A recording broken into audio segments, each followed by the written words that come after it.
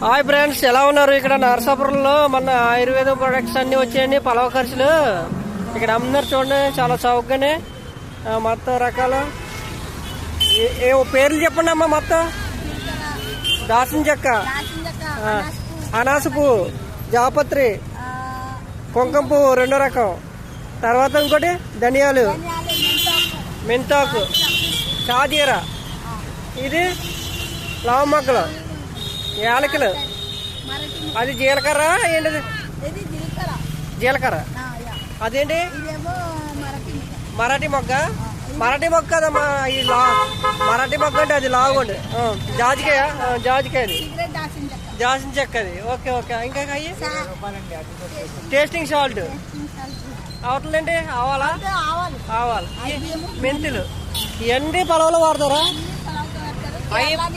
కేరళ నుంచి వచ్చినాయి అంట.